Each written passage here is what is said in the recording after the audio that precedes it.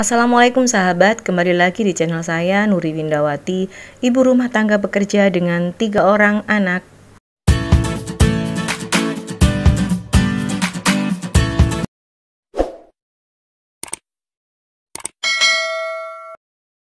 Nah sahabat, bagaimana kabarnya hari ini? Semoga senantiasa selalu sehat ya, agar kita bisa menjalankan tugas sebagai ibu rumah tangga dan juga istri yang baik untuk suami.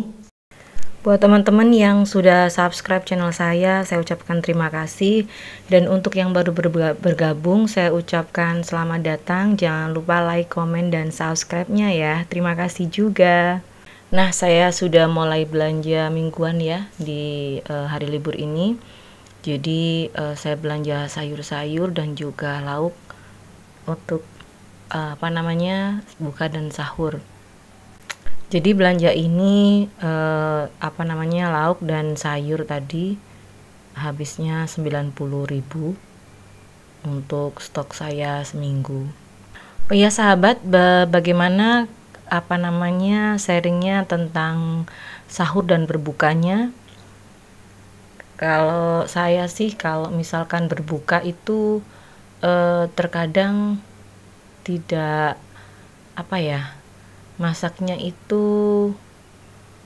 tidak biasa aja. Tetapi ketika sahur itu memang harus benar-benar masak ya. Jadi saya itu sahur itu harus fresh juga. Terus bikin sayur asem, bikin sayur bening, bikin sayur sop. Jadi memang kalau saya itu sahur itu memang benar-benar masak dan benar-benar lauk dan sayurnya itu fresh. Jadi makan pun biar ada sayurnya, terus biar lahap karena kan hangat ya. Jadi tidak hanya manasin aja. Jadi kalau sahur itu justru kalau berbuka menunya itu nggak terlalu ribet, karena kan kalau berbuka itu pasti mau-mau aja gitu ya. Jadi untuk berbukanya itu malah justru yang biasa saja. Jadi saya lebih masak yang benar-benar masak itu yang waktu sahur. Nah sahabat, saya akan berbagi tips ya bagaimana caranya biar sayur itu awet sampai 1 minggu, bahkan sampai 2 minggu pun terkadang itu masih segar, masih bisa dipakai gitu ya. Jadi saya itu biasanya sayurnya itu nggak dicuci. Jadi kalau mau disimpan di di kotak gitu ya, jadi nggak dicuci dulu. Jadi sayurnya itu kalaupun dicuci ya ditunggu sampai kering, jadi benar-benar kering baru masuk di kulkas. Tapi kalau saya nggak pernah saya cuci dulu, jadi saya potong-potong aja kalau memang misalkan biar cukup untuk masuk ke wadahnya itu ya. Jadi tidak perlu dicuci dulu kalau saya. Kemudian yang kedua adalah melapisi wadah dengan kertas atau tisu. Jadi biar menyerap ya airnya atau tidak cepat busuk. Jadi dilapisi kertas atau dilapisi tisu. Ini kebetulan saya udah ngelapisin semuanya pakai kertas karena ini tisunya lagi terbatas. Nah kalau misalkan untuk lauk ya kayak ayam, terus ikan, udang gitu, saya cuci dulu kalau misalkan lauk. Jadi biar sebelum masuk ke freezer itu saya cuci. Kalau udang juga saya kupasin kulitnya biar makannya itu enak. Dengan food prep seperti ini cukup membantu ya, karena sayuran itu akan fresh, akan tahan lama di kulkas. Jadi harus bener-bener dipersiapin seperti ini biar nanti masaknya pun enak, tinggal ngambil-ngambil gitu, nggak perlu belanja yang ini lagi, ribet lagi. Kalau ikannya udah dikasih bumbu sekalian. Jadi ini semua adalah persiapan untuk seminggu ke depan.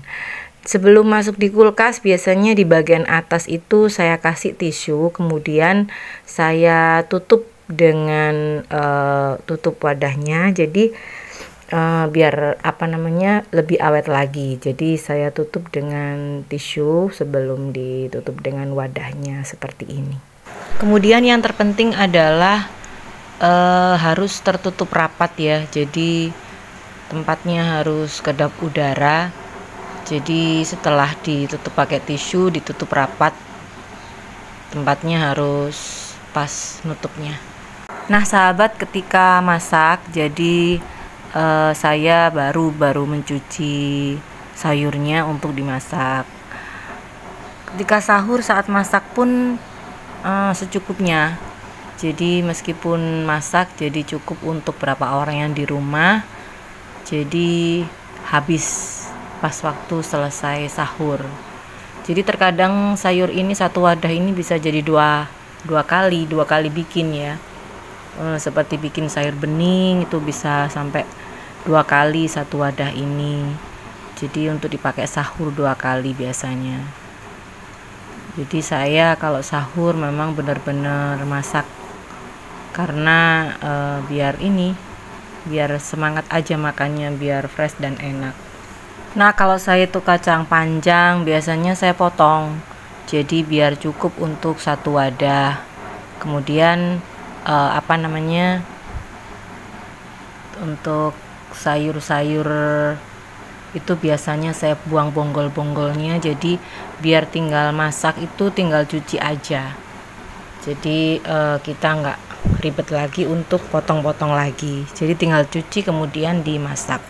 Nah kalau untuk penyimpanan di kulkas itu biasanya yang sayur-sayur hijau saya taruh di bawah dulu. Jadi sayur-sayur hijau yang berada di bawah, kemudian yang di tempat yang kedua itu biasanya untuk untuk buahnya, mungkin bias tomat, yang keras-keras gitu ya, terus labu. Jadi saya bagi, jadi yang bawah itu memang khusus untuk yang hijau-hijau, sayur hijau, kemudian yang atas untuk yang agak keras seperti itu. Kalau misalkan saya masak itu saya dahulukan yang hijau-hijau dulu, jadi yang sayur-sayur itu saya masak dulu yang dedaunan. Jadi biar yang lain kan lebih tahan, jadi saya masak yang sayur-sayur dulu untuk yang pertama. Nah sahabat, terima kasih sudah mendengarkan dan menonton video saya. Semoga yang sedikit ini bermanfaat. Wassalamualaikum warahmatullahi wabarakatuh. Selamat berpuasa.